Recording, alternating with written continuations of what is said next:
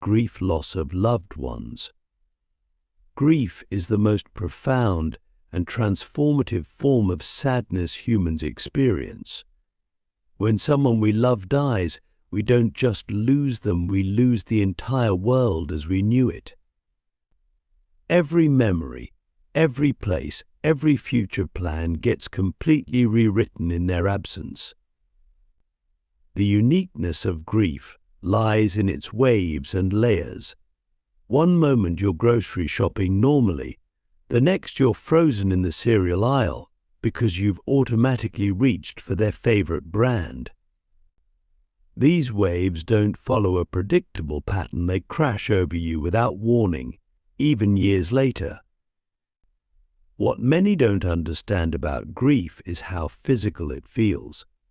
There's actual pain in your chest, difficulty breathing, overwhelming fatigue. Your body literally mourns alongside your mind. Time doesn't heal grief as much as it teaches you to carry it. The sadness becomes part of your identity, a shadow that follows you, but also connects you to the person you've lost. Modern grief is complicated by social media, digital memories, and changed mourning rituals. People's digital presence lives on, creating new forms of connection and pain. Yet the core experience remains timeless, the profound reorganization of a world that no longer contains someone essential to its meaning. Depression, clinical sadness. Depression is sadness that has become the operating system of your mind. Unlike normal sadness, which responds to circumstances and passes with time, depression alters the fundamental way your brain processes reality. It's like being trapped in a dark room where every window shows the same grey landscape, regardless of what's actually outside. The insidious nature of depression lies in how it affects every aspect of existence. Sleep becomes either impossible or an escape. Food loses taste. Colors seem literally less vibrant. The future becomes not just uncertain but unimaginable. What makes depression particularly cruel is how it attacks the very tools you'd need to fight it: energy, hope, self-worth, connections with others. Depression creates its own internal logic that can feel more real than reality itself. It convinces you that your worth is zero, that isolation is safety, that hopelessness is wisdom. Even when part of you knows these are symptoms, another part accepts them as profound truths. This makes depression not just a feeling but a complete reconstruction of how you experience being alive. Click subscribe to this channel to get more topics you love. Loneliness, social isolation. Loneliness is a uniquely modern epidemic, paradoxically increasing despite our hyper-connected world. It's not just being alone, it's feeling fundamentally disconnected from human warmth and understanding, even when surrounded by people. This sadness has become so prevalent that some countries have appointed ministers of loneliness to address it as a public health crisis. The pain of loneliness goes deeper than most realize. Humans are neurologically wired for connection. Our brains literally process social exclusion in the same regions that process physical pain. Chronic loneliness alters our stress responses, immune system, and even gene expression. Studies show it's as damaging to health as smoking 15 cigarettes a day. Modern technology has created new forms of loneliness. Social media offers the illusion of connection while often deepening our sense of isolation. We scroll through carefully curated highlights of others' lives, feeling increasingly alienated from authentic human connection. The ability to instantly communicate with anyone has paradoxically made deep, meaningful conversations rarer. What makes modern loneliness particularly painful is its shame component. In a world where everyone seems connected, feeling lonely carries a stigma. People hide their loneliness, creating a cycle where everyone feels alone in their aloneness. This meta-loneliness, feeling lonely about being lonely, compounds the original pain. Existential sadness, life's meaning.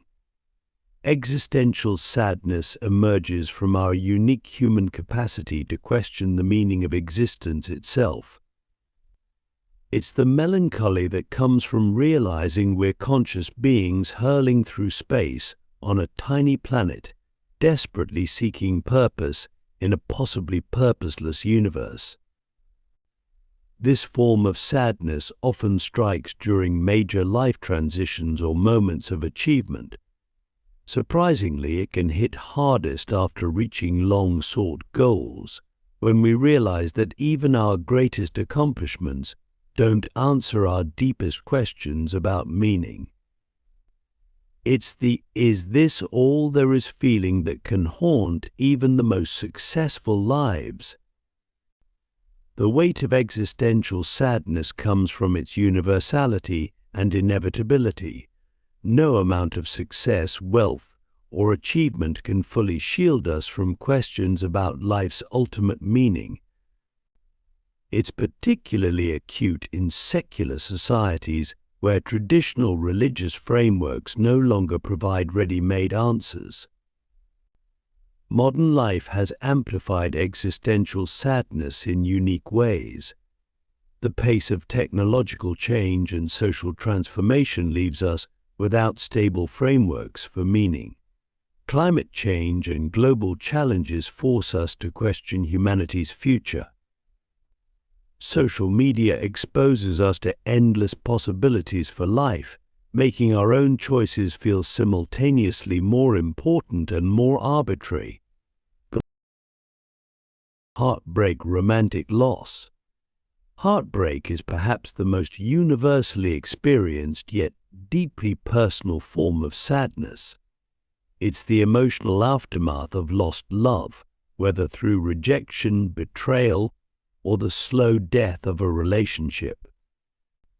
What makes heartbreak unique is how it combines multiple forms of loss, not just the loss of a person, but the loss of a shared future, of trust in love itself, and often of one's own sense of worth and identity.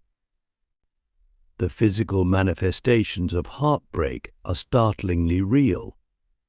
Scientists have documented broken heart syndrome to Kotsubo cardiomyopathy, where emotional stress can actually change the shape of the heart and mimic a heart attack. The brain processes romantic rejection in the same areas that process physical pain, explaining why heartbreak can literally hurt. Modern technology has created new dimensions of heartbreak pain. Social media allows unprecedented ability to monitor an ex's life, creating new forms of self-torture. Dating apps have changed how we form and end relationships, sometimes making connections feel more disposable, while paradoxically making rejection feel more personal. The ability to instantly communicate or be ignored adds new layers of complexity to the healing process. What makes modern heartbreak particularly challenging is how it intersects with identity and self-worth in an age of endless options. Each failed relationship can feel like a personal failure in a world where finding your perfect match is presented as both essential and achievable. The public nature of modern relationships means private pain often plays out on social media stages, adding layers of performance to genuine grief. The recovery from heartbreak is complicated by modern expectations about how quickly we should move on. Dating culture's emphasis on casual connections can make deep emotional pain feel outdated or unnecessary, leading to shame about normal grief processes. Yet this pain serves important psychological functions, helping us learn about ourselves and grow in our capacity for future connections. Nostalgia-induced melancholy. Nostalgia-induced melancholy is a complex emotional state that goes beyond simple longing for the past. It's a bittersweet sadness that comes from recognizing the irretrievable nature of time and experience. This feeling has become particularly acute in our era of rapid change, where the pace of transformation makes even recent past feel increasingly distant. This form of sadness is unique because it contains both pleasure and pain. The memories themselves might be happy, but they're tinged with the knowledge that those moments are gone forever. It's not just missing specific times or places, but mourning our past selves and the possibilities that existed then. This feeling often intensifies during major life transitions or as we age and accumulate more past to look back on. Modern technology has transformed how we experience nostalgia. Social media's memories features, photo apps, and digital archives mean we're constantly confronted with our past selves. While these can bring joy, they also create new forms of melancholy as we compare our present reality to carefully curated past moments. The ability to perfectly preserve moments in digital form somehow makes their passage feel even more poignant. The acceleration of cultural and technological change has added new dimensions to nostalgia-induced melancholy. We're not just nostalgic for our personal past, but for ways of life that are rapidly disappearing. The loss of shared cultural experiences, the transformation of communication and social interaction, and the speed of technological obsolescence create a collective nostalgia that can feel overwhelming.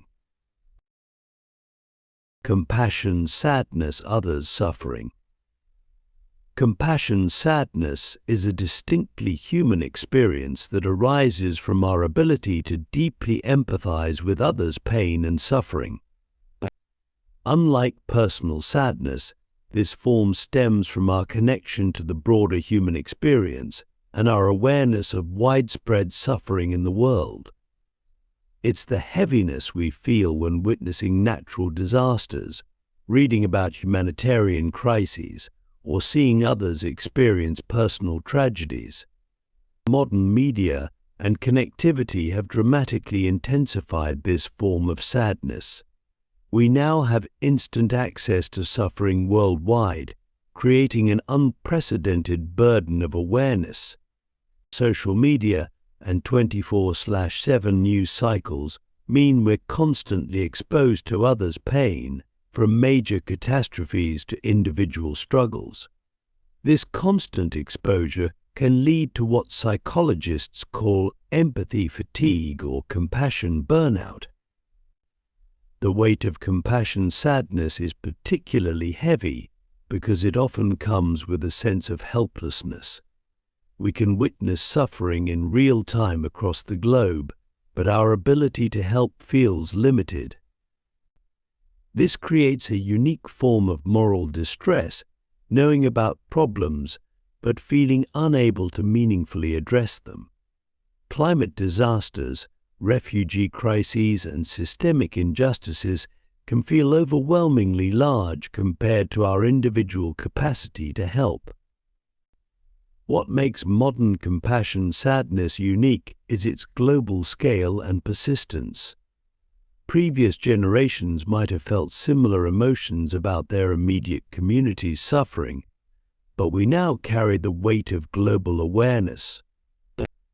This has created new challenges in maintaining emotional balance, how to stay informed and caring without becoming overwhelmed by the world's pain. Failed dreams, aspirations. The sadness of failed dreams is particularly poignant in our era of unlimited potential and follow your passion messaging. This isn't just disappointment over specific failures, but a deeper grief for the self we thought we would become. It's the gap between our younger self's expectations and our current reality, between potential and achievement.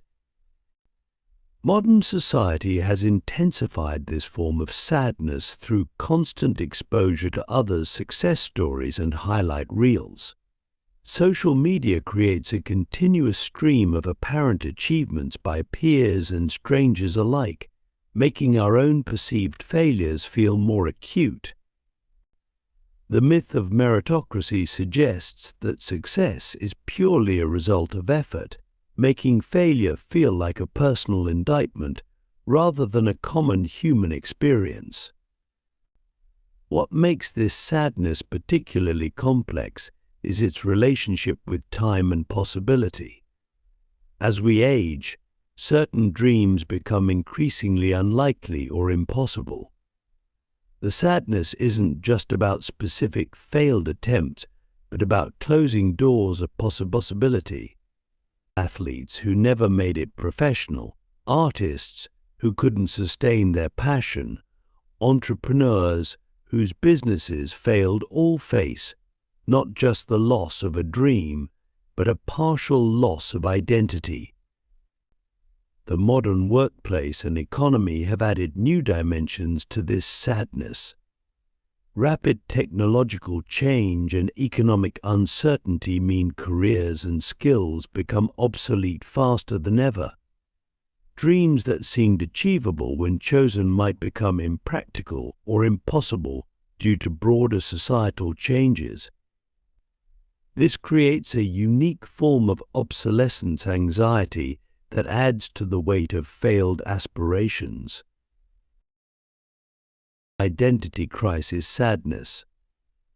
Identity crisis sadness emerges from the profound uncertainty about who we truly are and our place in the world. This form of sadness has become increasingly common in our fluid, rapidly changing society, where traditional markers of identity, career, nationality, gender, religion, community are increasingly complex and unstable. Modern life has created unprecedented freedom to reinvent ourselves, but this freedom comes with a burden of constant choice and uncertainty. Social media encourages us to create multiple versions of ourselves, leading to questions about authenticity and genuine self-expression. The pressure to maintain personal brands while remaining authentic creates internal conflicts that deepen this identity-related sadness. The digital age has introduced new complications to identity formation. Our online personas can feel both more curated and less authentic than our real selves, creating a dissociative effect that contributes to identity confusion. The ability to explore different identities online can lead to a fragmented sense of self, where we're never quite sure which version is most real. This sadness is particularly acute for younger generations growing up in a world of fluid identities and rapid social change. Traditional pathways to adulthood have become less clear, creating extended periods of identity uncertainty. The global nature of modern culture means we're exposed to countless ways of being, making the task of defining ourselves both richer and more overwhelming. Environmental grief, Earth's destruction.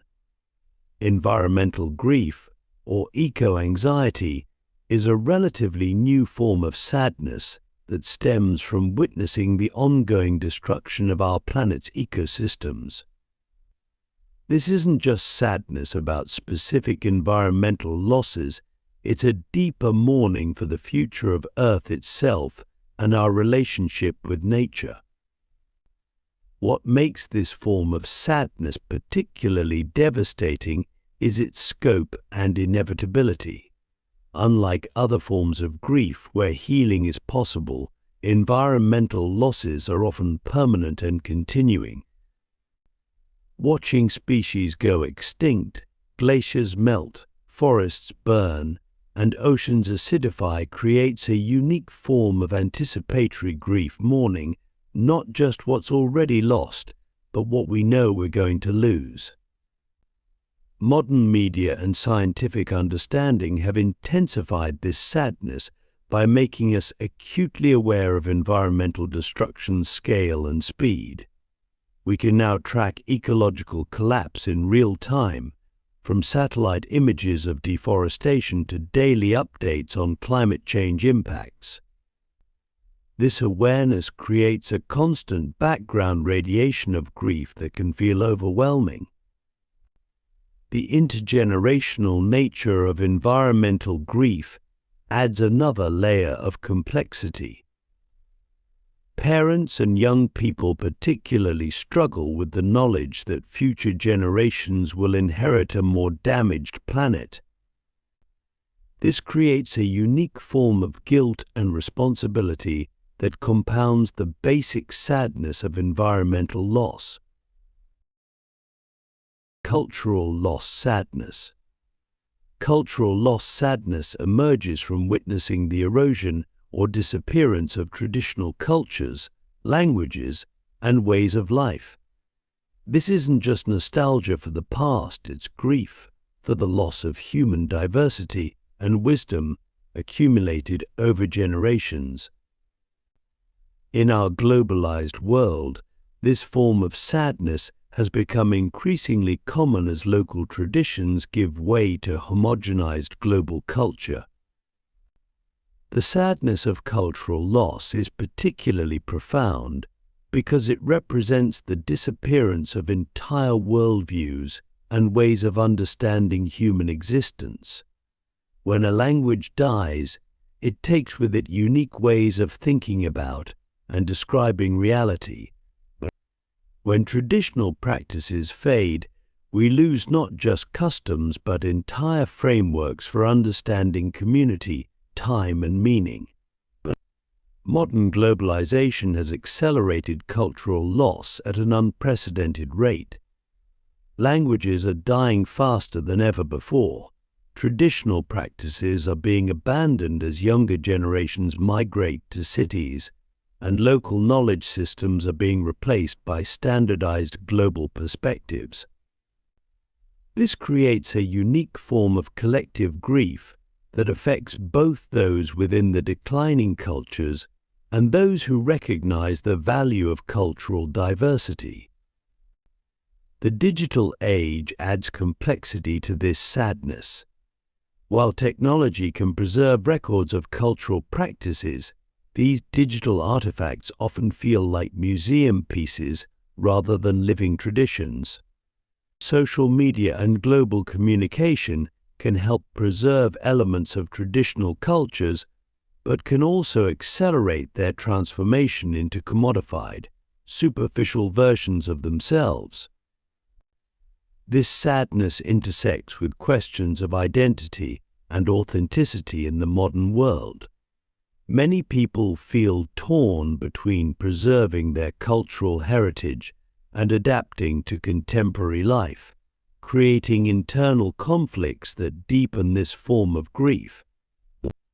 The loss of cultural diversity represents not just the disappearance of practices, but the narrowing of human possibilities for being in the world. Childhood trauma sadness. The sadness stemming from childhood trauma is uniquely pervasive because it shapes the foundation of how a person experiences the world. Unlike adult trauma, childhood trauma, occurs during crucial developmental periods, affecting how the brain and personality form. This creates a form of sadness that's woven into the very structure of one's being. Modern understanding of neuroscience has revealed how childhood trauma literally rewires the brain, creating patterns of thought and emotion that persist long into adulthood. This knowledge adds a layer of complexity to the sadness. Understanding why we react as we do doesn't necessarily make it easier to change these deeply embedded patterns. What makes this form of sadness particularly challenging is its tendency to affect all aspects of life: relationships, self-worth, trust, and basic security in the world. Many trauma survivors describe a sense of being different or broken, carrying a sadness that others can't fully understand. This can create a profound sense of isolation, even in supportive environments. The intergenerational nature of trauma adds another dimension to this sadness. Many trauma survivors struggle with breaking cycles of harm, carrying the double burden of healing their own wounds while trying not to pass trauma to the next generation.